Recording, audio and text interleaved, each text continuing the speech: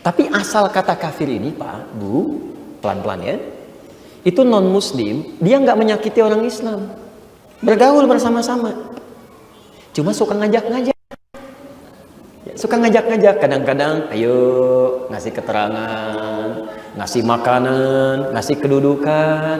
Nah, kisah pertamanya dimulailah di masa Nabi SAW. Datang utusan-utusan pada Nabi SAW, dia nggak menyakiti, bahkan menyampaikan pada Rasulullah SAW, Muhammad, kita memang beda, katanya. Ya, kita memang beda. Tuh, sejahiliyah-jahiliyahnya orang dulu, sebodoh-bodohnya orang jahiliyah masih mengakui kita beda, agama kita berbeda, nggak ada agama yang sama.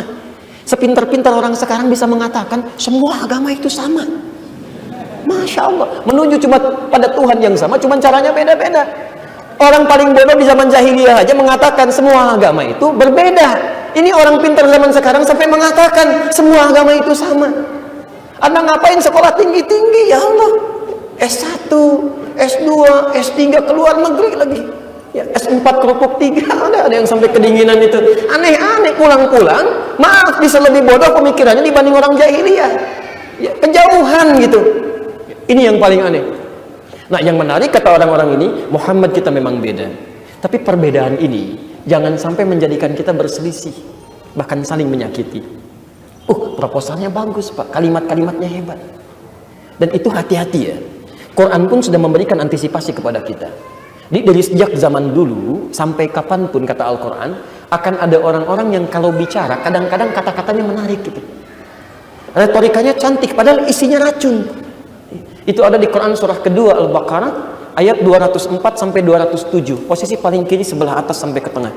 Wa minan nasi may yu'jibuka qawluhu fil hayatid dunya wa yushidullaha ala ma fi qalbihi wa huwa aladdul khisam. Ya. Awas, dan di antara sebagian orang di Quran itu ada rumus ya. Kalau tidak disebutkan siapa orangnya, kapan kejadiannya, artinya itu akan terjadi di setiap masa. Sekarang pun akan ditemukan. Dan di antara sebagian manusia ada orang-orang yang kalau bicara, kata Al-Quran, kata-katanya begitu menarik, retorikanya cantik, terlebih dalam urusan dunia. Kadang-kadang bawa dalil gitu. Wa yushidullaha ala ma fi qalbi. Dia mengambil kalimat Allah itu. Ayat Quran kadang dipotong, hadis-hadis dipelesetkan gitu kan. Tapi kalau diingatkan susah. Kata Allah, wa huwa aladdul khisam. Itu musuh yang paling berbahaya. Itu musuh yang paling berbahaya. Teman-teman sekalian, datang utusan ini berkata pada Nabi Muhammad, kita memang beda, tapi jangan sampai perbedaan ini menjadikan kita berselisih. Kita gantian sajalah. Hari ini kami datang untuk menyembah Tuhan kamu. Malam datangnya. Nanti besok kamu bisa ikutan ke tempat kami. Bisa ikutan ke tempat kami. Tayyib. Masih ingat tadi? Kalau ada orang yang non-muslim, tidak menyakiti tapi suka ngajak-ngajak, bahasa Arabnya disebut apa? Kafir. Kalau banyakan, tambah undi juga, kafirun. Maka turun ayat, namanya langsung menyebut nama mereka. Surah Al-Kafirun. Turunlah ketentuan yang sangat indah. Perhatikan prinsip pertama ini yang kita garis bawahi. Qul, katakan Muhammad, Nabi saja yang dekat dengan Allah, terjamin surganya, diminta mempraktekkan. Maka bagaimana dengan kita yang bukan Nabi dan yang belum jelas surganya? Harus lebih daripada itu. Lihat firman Allah, Qul, katakan Muhammad, ya ayyuhal kafirun, hei orang-orang yang beda akidah denganku, la a'budu ma ta'budun. Sampai kapanpun, bentuknya mudhari, present, continuous, future. Sampai kapanpun, entah itu sekarang, nanti, atau di masa yang akan datang pada zaman umatku hidup, la a'budu ma ta'budun. Tidak akan pernah aku menyembah apa yang kalian sembah itu. Menariknya, kalimatnya menggunakan bentuk tunggal, kata gantinya saya. Jadi prinsip dalam akidah itu, maaf, bukan cuma komunal. Setiap kita mesti punya prinsip. Awas, hati-hati, setiap diri kita, karena tidak akan ditanya masalah keluarga, yang ditanya diri kita. Jadi jangan sampai misalnya, mohon maaf ya, ada orang tuanya begini, anaknya ikutan begitu, kerabatnya ikutan begini. Tidak, setiap kita masing-masing akan ditanya oleh Allah. La a'budu ma ta'budun. Saya tidak akan pernah menyembah apa yang kalian sembah. Ini yang paling indah. Wala antum 'abiduna ma a'bud. Dan kalian pun gak perlu repot menyembah yang saya sembah. Aturan toleransi yang indah. Satu, baru muncul aturan dalam Islam. Perhatikan dengan makna tadi. La a'budu ma ta'budun. Aturan Islam pertama terkait dengan toleransi, ya, kita tidak diperkenankan, tidak boleh ikut-ikutan a'bud, diartikan dengan menyembah, ya. Fokus ya. Kalau hanya menyembah, itu ibadah namanya. Tapi kalau sudah bentuknya progresif kata kerja, bukan cuma ibadahnya, tapi segala hal yang terkait dengan proses ibadahnya. Misal, maaf ya, saya ambil contoh dulu ya. Misal, ada salah satu umat ya di Indonesia ataupun di dunia yang ibadahnya misalkan punya tempat khusus ya. Misal di hari, kalau besok hari apa? Hari Ahad. Mereka menyebut dengan minggu, nanti saya jelaskan kapan munculnya minggu ini. Misal, mereka ibadah. Aturan Islamnya indah. Indah. Pertama, bagi kita orang Islam, itu kata Al-Quran, tidak boleh ikut-ikutan prosesi penyembahan yang berlangsung di tempat mereka. Ya, hari apapun, dan bagaimanapun cara ibadahnya. Yang menarik kalimatnya menggunakan kata kerja, bukan pada prosesnya saja. Ya, ingat, artinya apa? Semua proses yang terkait dengan ibadah ini, baik ikut ke tempat ibadahnya, baik kemudian misalnya ikut-ikutan dalam atributnya, baik itu kemudian misalnya ikut-ikutan menyediakan hal terkait ibadahnya. Kata Nabi, cukup bagi umat Islam, tidak boleh ikut-ikutan yang seperti itu. Jelas? Yang indah tidak sampai sini. Wala antum abiduna ma'abud. Anda pun nggak perlu repot ikut-ikutan kemudian pada proses ibadah kami. Jadi kalau kita punya misalnya Idul Fitri, misalnya kita ada Idul Fitri, Anda nggak usah repot-repot terkait dengan ibadah kami, biarkan kami aja. Nggak harus Anda juga mengenakan atribut kami, misal ikut-ikutan pakai peci, ikut-ikutan pakai sarung, ikut-ikutan misalnya bikin ketupat dan sebagainya. Kami nggak menginginkan itu. Jadi Anda nggak usah repot mikirin kami, seperti kami pun tidak repot memikirkan Anda.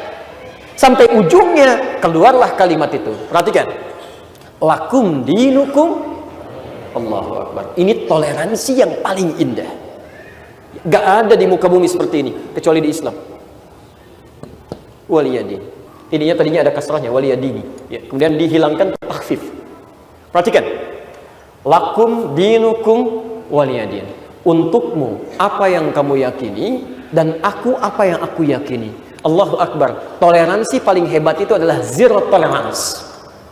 Selesai dalam urusan akidah. Ya. Jadi kalau dalam urusan ibadah, kata Nabi, kita masing-masing aja. Itu toleransi paling indah. Urusan ibadah, ingat ya, ini urusan ibadah. Ya. Jadi awas hati-hati kalau ada teman-teman kita misalnya, walaupun dia bertetangga dengan kita, agamanya berbeda dengan kita. Misal ada yang Kristen, ada yang Hindu, ada yang Buddha. Mereka mau ibadah, Anda nggak boleh ganggu. Nggak boleh. Hati-hati ya, jangan merusak mereka, jangan ganggu mereka. Awas, ketika ada seseorang mengganggu tanpa sebab sama sekali, itu sama dengan dia melanggar aturan Allah dalam Al-Quran. Dia bermaksiat. Biarkan aja. Ya, tanpa ada sebab yang jelas, kan? Biarkan aja. Tapi hati-hati, kita pun juga dilarang oleh Al-Quran untuk ikut-ikutan dalam proses itu. Jadi nggak usah repot. Aduh, di masjid banyak pencurian misalnya, kan terjadi, sendal hilang, tas hilang, aneh sebetulnya, kenapa bisa terjadi? Ya, tapi kok laskarnya pada jagain tempat ibadah yang lain? Masya Allah, tempat ibadah orang dijagain, masjid nggak mau turun, kan agak aneh nih. Ngapain gitu kan? Nah, karena itulah kemudian pelan-pelan, saya teruskan dulu. Konsep ini menjadi konsep yang luar biasa dalam Islam. Diminta dipraktekkan. Aturan pertama, nggak boleh ganggu orang ibadah. Tapi juga jangan ikut-ikutan ke dalamnya. Anda ikutan, Anda pun melanggar. Konsep kedua, bagi non-muslim pun, tolong jangan repot-repot ngurus ibadah kami. Biarkan kami ibadah. Kalau ini bisa dipraktekkan dalam konteks kehidupan bermasyarakat, demi Allah saya katakan, indah kehidupan itu. Selesai. Ya. Maaf. Misal, mohon izin ya, sekarang bulan Desember itu. Ada Natalan misalnya. Saya tuh suka bingung, kenapa di Indonesia itu masalah nggak pernah tuntas. Setiap datang mau 25 Desember, selalu orang bertanya, apa hukumnya mengucapkan Selamat Natal? Memang dari kemarin nggak pernah selesai masalah ini. Harusnya sudah nggak usah banyak ditanyakan lagi gitu kan. Tiap waktu selalu muncul. Jadi kalau orang Kristen mau Natalan, silahkan, itu kepercayaan Anda. Tapi orang Islam juga tidak perlu GR, nggak harus bantu-bantu, tidak harus pakai atribut, tidak harus kenakan macam-macam. Udah nggak usah ikutan. Seperti halnya saat Idul Fitri, kita juga tidak harus menuntut orang untuk ikut urusan kita. Jelas di sini? Itu yang paling indah. Kalau bisa dilakukan, maka damai kehidupan, tenang. Itu jaminan Allah, tenang, nyaman. Tapi kalau urusan kemanusiaan itu berbeda. Ya silahkan saling membantu, ya, saling menolong satu dengan yang lainnya. Saya beri contoh begini. Anda bertetangga dengan orang Kristen, sampingnya Buddha misalnya. Anda masak sayur, Masya Allah, kata Nabi, siapa yang memasak makanan kemudian tercium kepada tetangga baunya, maka dia diminta oleh Nabi untuk berbagi makanan dengan tetangganya, walaupun hanya sekedar, oh awas, baca hadisnya dengan total ya. Itu kalau Anda masak kuahnya aja, bagi kuahnya. Tapi kalau Anda masak dengan daging-dagingnya, oh jangan pelit, Anda makan dagingnya, kuahnya bagi orang gitu kan. Ini sunnah Nabi, cari masalah. Awas, hati-hati ya, baca hadisnya dengan tulus ya, dengan dalam gitu. Itu kalau dalam urusan kehidupan berbagi, Bu, Pak. Punya tetangga non muslim, Anda masak sampai baunya, bagi dia, urusan dunia. Tapi urusan akhirat tidak, masing-masing. Ya, masing-masing ya. Itu kan konsep yang paling indah gitu ya.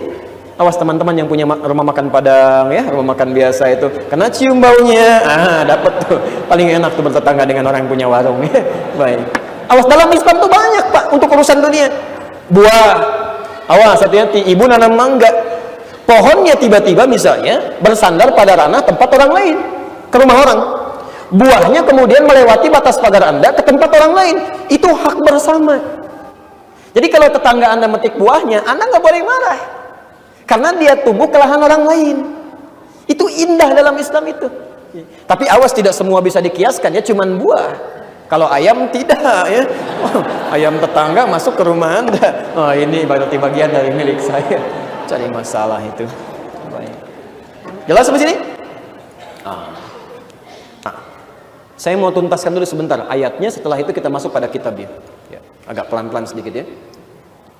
Tapi sampai sini, ini dari malam nih Pak, lobbynya nggak berhasil, ya, nggak berhasil.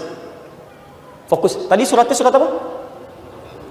Al-Kafirun. Perhatikan, orangnya disebutkan nggak tadi di ayat itu? Siapa? Tidak. Tidak ada spesifik orangnya. Kapan kejadiannya? Tidak disebutkan tanggalnya, cuman malam aja.